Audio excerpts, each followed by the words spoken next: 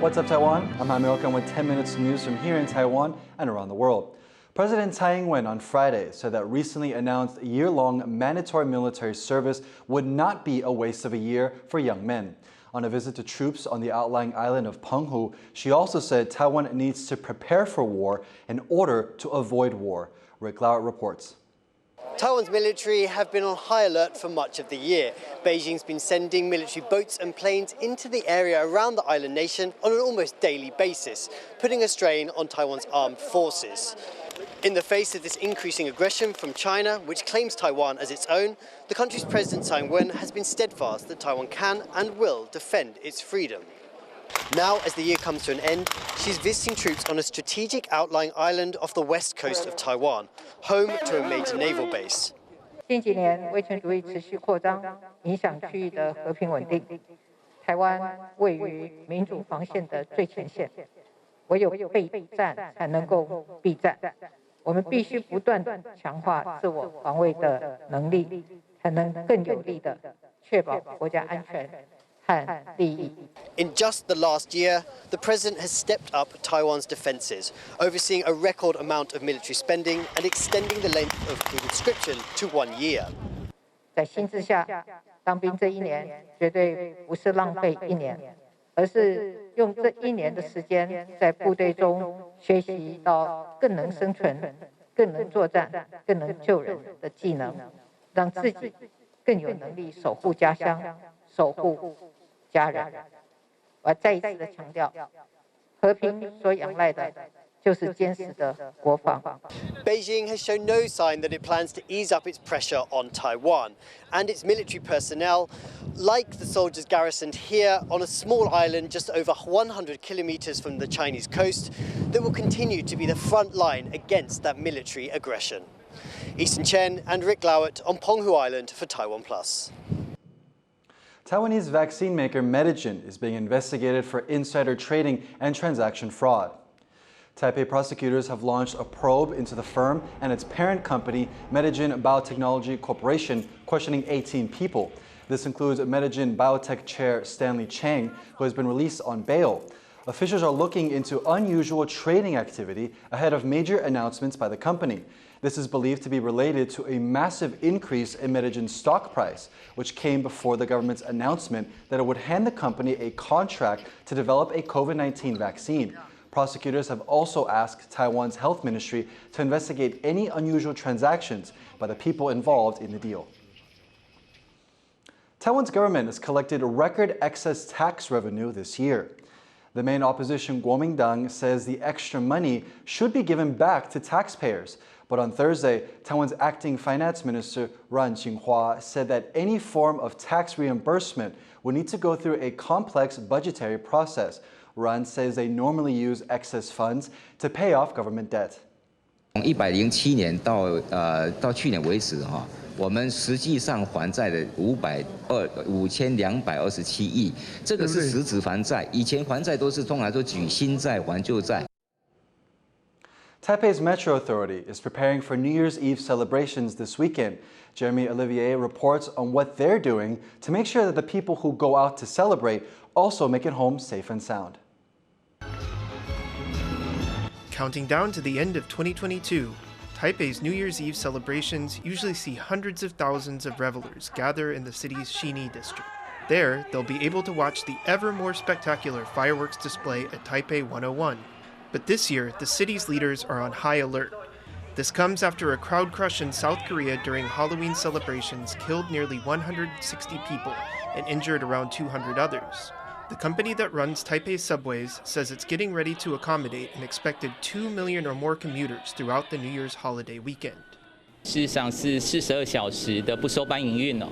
那我们在这些重点的车站，我们今年就是加派了440名左右的一个人力，系统内会有2800名的工作人员提供服务。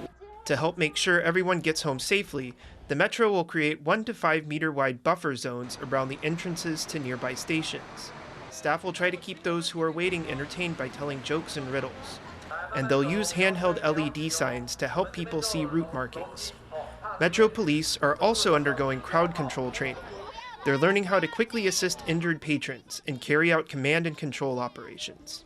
As 2023 approaches, officials are reminding people to be patient and not push, especially when the crowds get thick.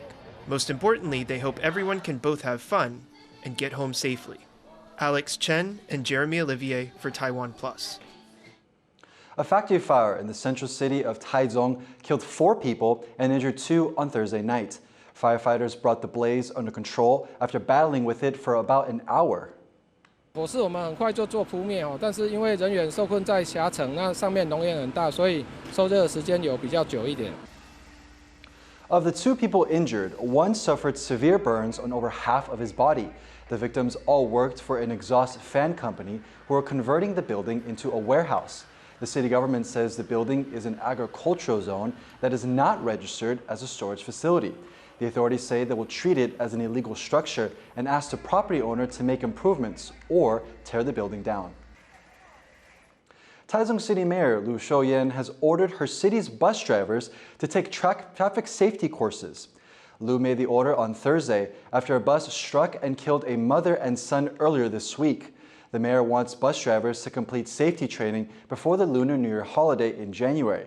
Taichung's transport department has fined the bus company that operated the vehicle involved in the accident. The city is also considering introducing stricter oversight of bus drivers.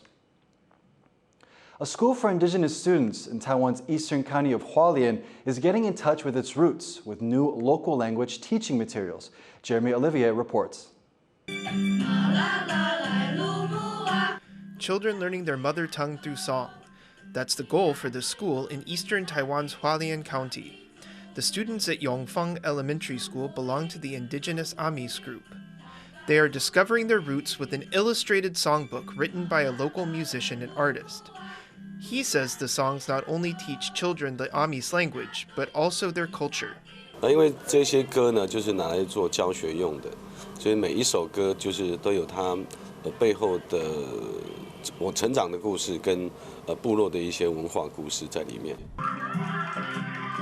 Yongfeng became an experimental school in 2021, but the principal found that Amis language teaching materials were few and far between. This led him to form his own curriculum. The use of songs made sense to him. 学新的语言是真的很不容易，但是学一首歌是不难的，所以我们让我们的孩子在旋律中去学习族语，歌境里面去了解到我们长辈的过去的一个生活的一个点滴。The students like the new book too. 有帮助吧，因为我们常常会用到族语，上课的时候国语中还融合的族语。The songbook's author says its songs can be adapted to other indigenous languages. This can help all of Taiwan's indigenous groups pass on their language and culture to the next generation. Howard Zhang and Jeremy Olivier for TaiwanPlus. Brazilian footballer Pelé, considered by many to be the greatest football player to ever live, died on Thursday at the age of 82. In his 21-year career, Pelé transformed the game of football in Brazil. He helped turn his small club of Santos into one of the most famous names in the sport. Pelé is the only person to have won the World Cup 3 times, and he was also named FIFA's Player of the Century in the year 2000.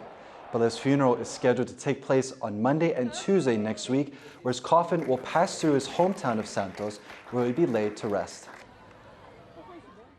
Thank you for watching What's Up Taiwan. Remember to download the TaiwanPlus app for more stories from Taiwan and around the world. Finally, we leave you with the images of people swimming in Prague, where the water temperature was just 5 degrees Celsius.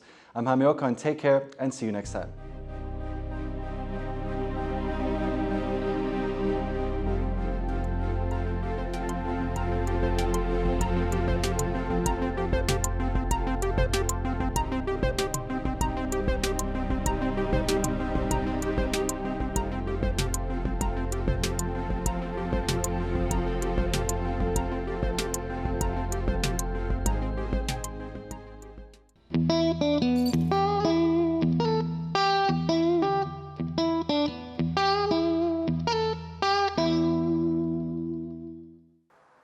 Thank you for watching TaiwanPlus. For more great news from Taiwan and around the world, visit TaiwanPlus.com and download the app.